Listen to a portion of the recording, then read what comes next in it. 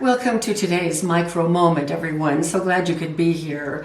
It is not even the first of the year yet. It's the latter part of December, and already I'm getting seed catalogs, and I would imagine any of you who plant gardens have experienced the very same thing. My mailbox has been packed with them, and there are some that I just throw directly in the trash because I won't ever order from them again due to previous experience. So today I'm going to show you a couple of companies that I do deal with and one project that I'm just about to start on. So if Jim will focus right here on this lovely scene, I have right here in this copper tray and 3 copper pots remnants of my kitchen herb garden.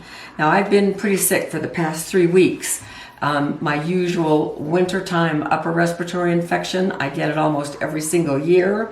This year it has been a little bit worse, but I'm very much on the mend. I have 1 more week at home before I go back to work after winter break, and I think I'll be all the way, I think my voice will be all the way back, but my energy is back and I'm feeling just fine.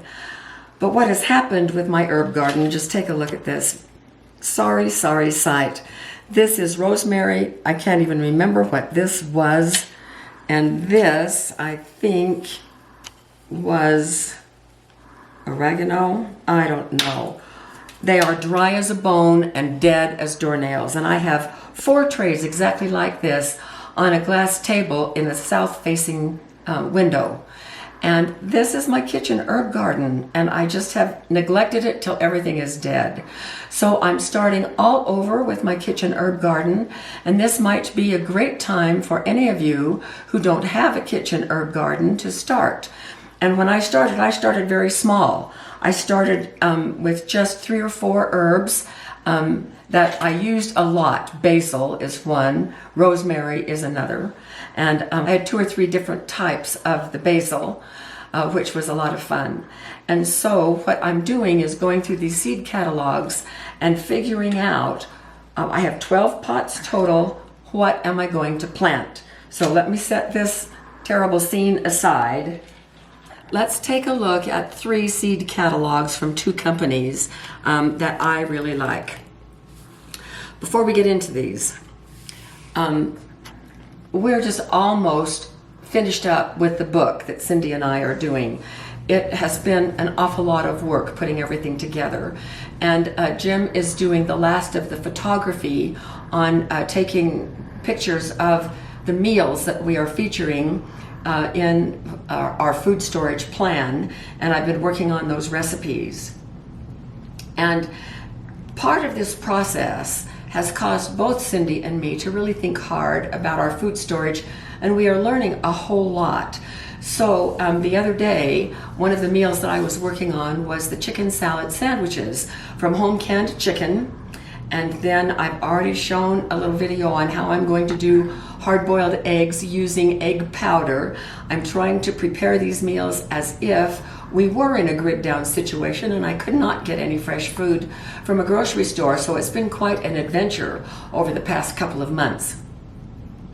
But one of the things that was really impressed on me hard is the idea that if we cannot get any fresh foods from the grocery store, what kinds of things can we grow in our own homes, even if we live in an apartment and don't have any way to have a garden?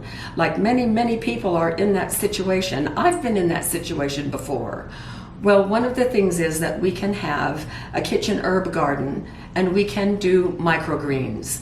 And so for our chicken salad sandwiches, in place of fresh lettuce, I used microgreens, and I'm realizing that I don't let my kitchen herb garden die like I did this time, and that I keep microgreens growing all the time. So here are 3 seed catalogs from 2 different companies. These 2 are from Baker Creek, and this one is from Johnny's Selected Seeds. Baker Creek is really my go-to.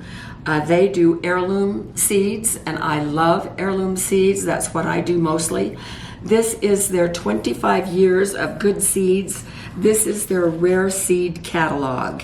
It is absolutely filled with the most unusual fruits and vegetables I have ever seen. And these are all open pollinated heirloom type seeds. And a lot of them I will never grow, ever. But it is so fun to look through this catalog and see all of the unusual things. This one came just this week along with this one. And this is where I order most of the things that I try to grow in my garden. Now, my idea of doing gardening is I want things that really work. So yes, I want to try a few new things, but I also want to focus on those things that I know are hardy and dependable for our climate area. Now, Johnny's seeds are a little bit more expensive. Their shipping is more expensive. Their seeds are wonderful. This is where I usually get my microgreen seeds.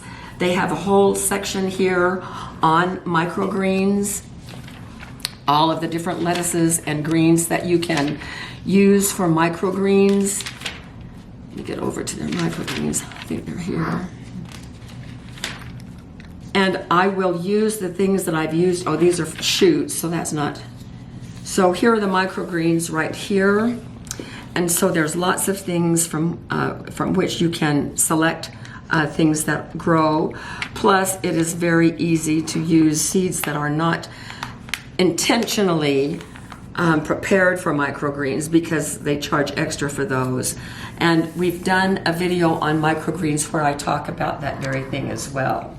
So we're off to the races on thinking about our kitchen herb garden and microgreens. I'm not going to plant today. I'm going to order today.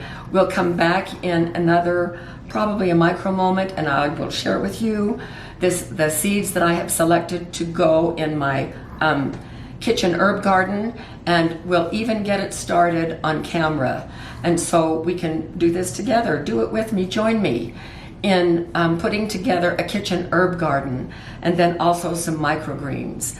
And I think that will be a lovely project for us to have on the side. So I'm going to be selective of the seeds that I choose, probably both from just Baker Creek and some from Johnny's, and that's about all I'm gonna do. So we'll be in this together and have a great time putting kitchen herb gardens together this spring. So thanks for joining me, and I'll see you next time.